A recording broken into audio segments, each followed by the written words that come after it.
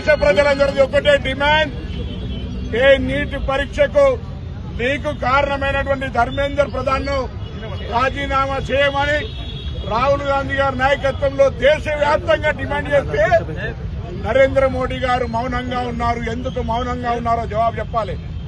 ఈ రోజు పార్లమెంటు ప్రారంభం రోజు దేశవ్యాప్తంగా ఉన్న యువతంతా ఎన్ని నిర్బంధాలు పెట్టినా పార్లమెంటు చేరుకుంటే రాష్ట్రవ్యాప్తంగా పోలీసులతో లాఠీచార్జ్ చేసి సత్యాగ్రహంలో కొట్టండి కొట్టండి అని దెబ్బలు తిన్నారు తప్ప ఎక్కడ హింసా పద్ధతికి రాలే. ఇది ప్రజాస్వామ్యం.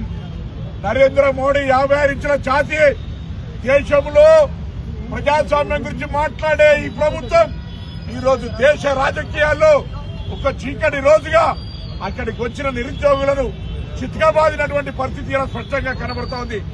కాంగ్రెస్ పార్టీ తెలంగాణ శాఖ జిల్లా కాంగ్రెస్ అధ్యక్షుడు రోహిత్ గారి నాయకత్వంలో అజరుద్దీన్ గారు, మేము కాంగ్రెస్ కుటుంబం దేశంలో రాహుల్ గాంధీ గారు చేస్తున్న పోరాటానికి మద్దతుగా, నిరుద్యోగులు చేస్తున్నటువంటి పోరాటానికి మద్దతుగా, విద్యార్థులు చేస్తున్న పోరాటానికి మద్దతుగా ధర్మేందర్ ప్రధాన్ ను రాజీనామా చేయాలనే డిమాండ్ తోటి ప్రశ్నాపత్రాల లీకేజ్ కారకుల మీద చర్యలు తీసుకోవాలనేటువంటి డిమాండ్ తోటి శాంతియుతంగా ధర్నా చేస్తున్నటువంటి కార్యకర్తల మీద, ప్రజల మీద విచక్షణ రహితంగా దాడి చేసినటువంటి వారిపై చర్య తీసుకోవాలని కోరుతూ ఈరోజు వారికి సంఘీభావంగా ఈరోజు కాగడాల ప్రదర్శన చేసినాం.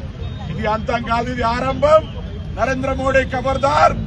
ఏ దేశ ప్రజలైతే నిన్ను గెలిపించారో ఈరోజు రామునికి సంబంధించిన పైసల్లో అవినీతి, ఒకవైపు ప్రశ్నాపత్రాల లీకేజ్, దేశంలో అరాచకత్వం, అప్రజాస్వామికం నడుస్తుంటే ఈరోజు సంతోషపడతా ఉన్నాం. ఇది మంచి రోజులు కాదు, జాగ్రత్త అనే మాట తెలియజేస్తూ రాహుల్ గాంధీ గారి నాయకత్వాన్ని, పోరాటాన్ని బలపరుస్తూ ఇలా మేమందరం కూడా ఆ నిరుద్యోగుల పక్షాన, పోరాటం చేసిన వాళ్ళ పక్షాన నిలుచుంటున్నామనేటువంటి మాట మనం చేస్తా ఉన్నాం.